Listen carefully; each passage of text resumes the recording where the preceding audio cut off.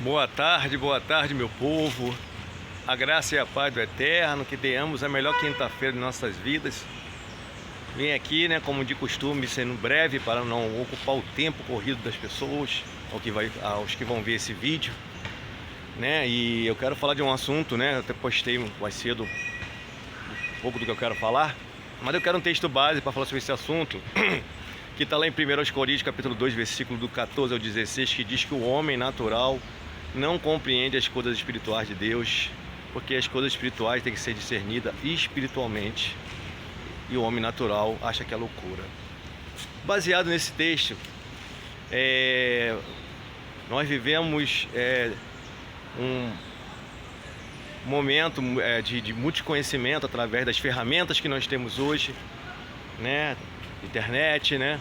E hoje muitos estão sendo aclarados, conhecendo a verdade, sendo libertos das mentiras de religiões, de homens e de muitas coisas. Então, as pessoas, quando a gente prega o Evangelho da Graça, que Paulo pregou, as pessoas acham que a gente está falando de libertinagem, de uma vida sem compromisso. Pelo contrário, aquele que realmente tem um entendimento aclarado da graça, ele entende a responsabilidade e o compromisso dele para com o reino, né? Então não tem nada a ver com uma vida desleixada, uma vida de libertinagem, uma vida... Pelo contrário, os caras que eu compartilho do Evangelho da Graça, que eu tenho mais conhecimento, pessoas de outros estados, e até aqui também, pessoas que eu conheço assim mesmo, tem uma vida de responsabilidade, com o reino, com a família, com tudo aquilo que ele vive.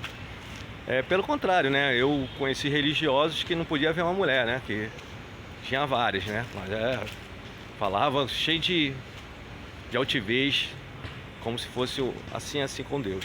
E os que eu conheço da graça, pelo contrário, até porque eu não vou parar com homens que pegam hipocrisia, né? Então, na verdade, as pessoas acham que se você não seguir um dogma religioso e doutrinas de homem, você está numa vida desenfreada, fazendo o que quer. Não, a gente tem responsabilidade, nós somos guiados pelo Espírito de Deus e sabemos quem nós representamos aqui na terra, e o bom filho quer honrar o seu pai, né? As pessoas pegam textos fora de contexto para querer ameaçar as pessoas, atacar, né? Todo texto ele tem um contexto. Ele tinha, para quem foi escrito, alcançar o objetivo daquela época, né? O próprio Paulo, ele se converteu em Atos 9 a Cristo, e por sinal ninguém pregou para ele. Ele no início, no livro de Atos, é um livro ainda, o cristianismo era muito novo ali, né? A ressurreição era muito nova, e era um livro que ainda Paulo tinha saído do judaísmo. Por isso você vê Paulo fazendo algumas coisas. Aí fala, mas Paulo fez. Sim, Paulo teve uma revelação do terceiro céu em 2 Coríntios. Ali era o início, os pactos da lei e a graça se cruzavam. O templo de Jerusalém estava de pé.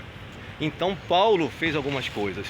Fez voto, né? Raspou a cabeça. Paulo batizou nas águas no início, que eram as obras da lei do judaísmo. Porque da onde ele veio.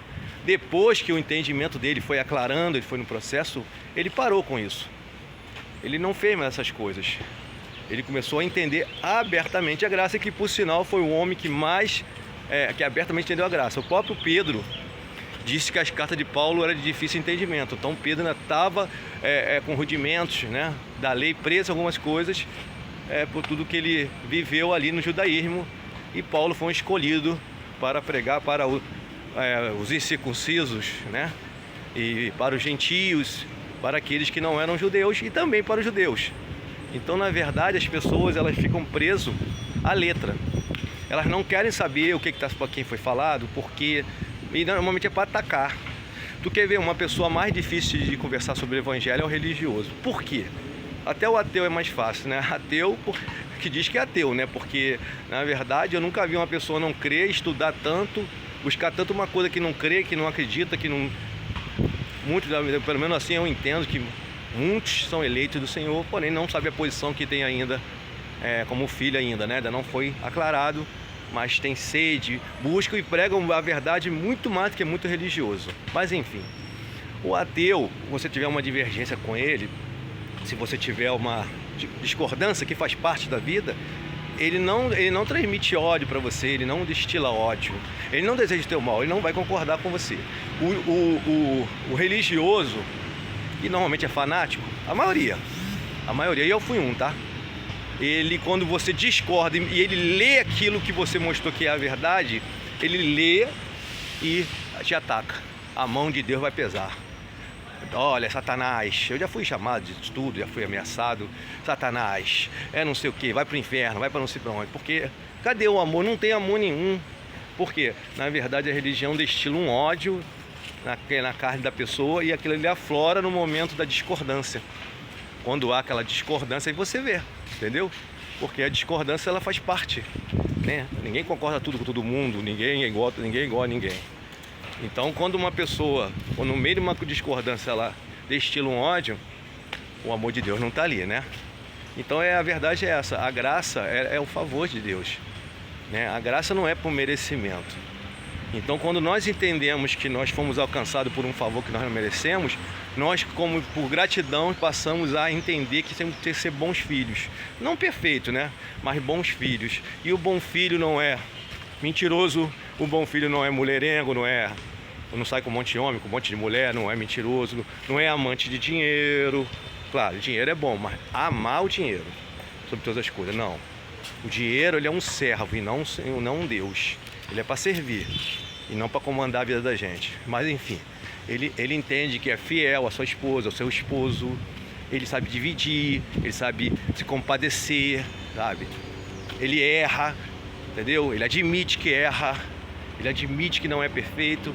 Mas essa história que tem que seguir dogmas religiosos e doutrinas de homens, é o que a gente está vendo aí, só escândalo aí, entendeu? Porque ainda não foram aclarados, porque quando a gente é aclarado, a gente rompe com as religiões e passa a viver só para o Criador e para ajudar o próximo, aqueles que Deus vai dando a nossa oportunidade, né? E ser um cidadão melhor, um sujeito melhor, um cidadão melhor a cada dia. É um processo, né? Nós estamos nesse processo de cada dia ser um ser humano melhor, né? Mas erramos, falhamos, porque nós temos uma natureza caída. Mas o espírito está pronto, aquilo que volta está pronto. E a carne é caída, tanto caída que vai para o buraco e vira pó. Um abraço aí a todos.